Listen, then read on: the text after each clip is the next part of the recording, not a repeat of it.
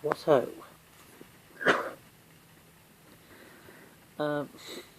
Just like the past videos, this video has a Star Trek ship introduction, so please welcome the original series Enterprise refitted / Enterprise A.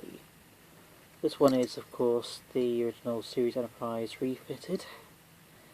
Constitution class Federation starship refit from the 2270s, 2280s, capable of Warp 9.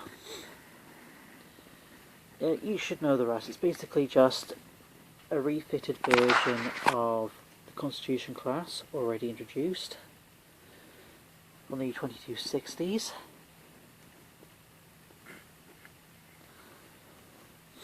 The reason these four ships are aligned is because of this reason. I wanted to show the NX Enterprise and the original series Enterprise and the refit Enterprise in a line, because this just sort of shows a transition from the 2250s, the 2150s, the 2260s, the 2270s or 80s.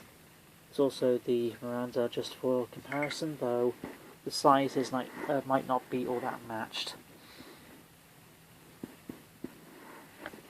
You have a favourite Enterprise? You have a favourite USS Enterprise? Then please comment down below in the comment section.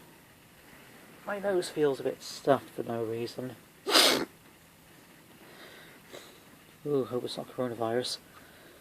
Ooh, the mention of the coronavirus just gets this video very dated. People come across this video in like 10 years. They're like, oh, coronavirus. They made a cure for that back in like July of 2022 or something. You can tell there's a bit of a transition.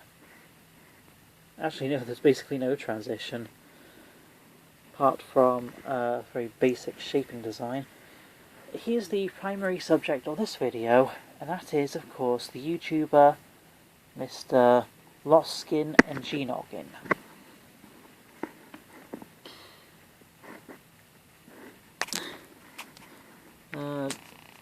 Oh, there we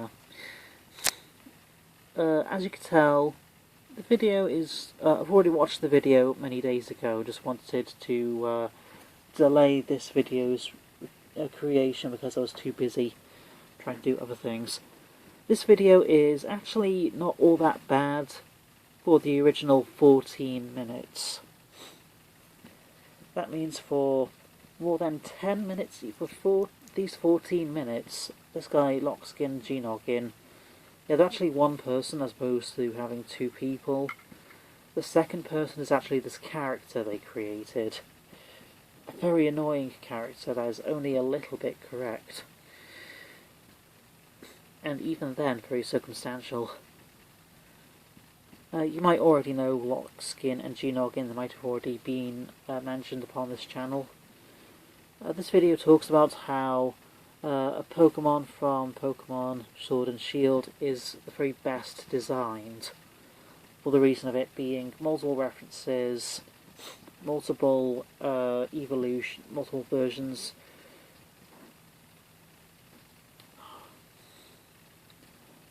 I'm just going to check the internet connection. Again, the internet has just randomly swapped to another person's household. No real reason. The real danger of the coronavirus is more people are at home, and the internet is being overused. Here you have... Just picking my nose. Here you have our primary bastard.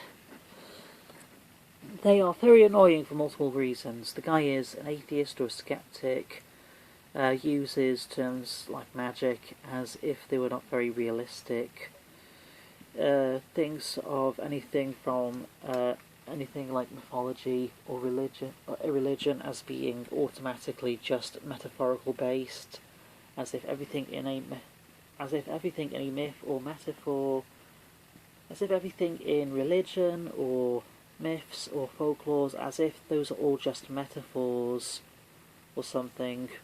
So the guy doesn't really take religion or spirituality or mystic arts all that seriously, though is a bit of an expert upon things like alchemy for some reason. Though that has given them a bit more knowledge for Pokemon, because a lot of Pokemon are alchemy based. Here's where the video becomes bad. Molds! It's so good! Give it a God, second. I love Pokemon. All these lamos that say new Pokemon designs are uninspired and bad. Like, Orbital is just a ladybug with a stupid head. Nah, man. And here's the moment in which the video becomes full-on retard. Pretty sure you're the one with a stupid head. That's right. Lockskin and Gnoggin just used that fucking stupid meme. That and this guy's whole career meme. The one you know, and there's no other word as to describe the people in that meme. They're just a bunch of niggers. I don't hate black people, I actually like black people. I like Morgan Freeman, Samuel L. Jackson, that guy from The Flash. I like black people. And even I have to agree, the teenagers in this meme are just a bunch of monkeys. Though that could just be a result of them being mindless teenagers that are like, oh snap, at a very mild, and the most mild of puns or worse, minor insults are used for mockery. Things are not really valid. At least a pun can be funny. You could have, as you could have a pun that is based off the Nazis. I did Nazi that coming, or something. At least a pun can be a bit funny. And humour can probably defuse a situation that does not have to be very infused or high in tension, high in the situationalized situations and very tension. The teenagers in this meme are just a bunch of niggers. I don't hate black people, yet even I have to agree. This meme is ghetto and stupid. The reason I have pointed this out from this video, as opposed to making a video against such a meme far more directly, is because this guy is Lockskin and Gnoggin. Or either Lockskin / Gnoggin, because the other one's actually just a character they have as a little cartoon man that comes up as a reason for the other guy, the real guy, to hate criticism for no reason. Or to give a very mild point, a very good point, occasionally. However, here's the reason this moment was, in particular, is pointed out, as opposed to being just an additional after a video against Lockskin and Gnoggin as a channel, though that could be another video coming soon. That's this guy's Lockskin and Gnoggin.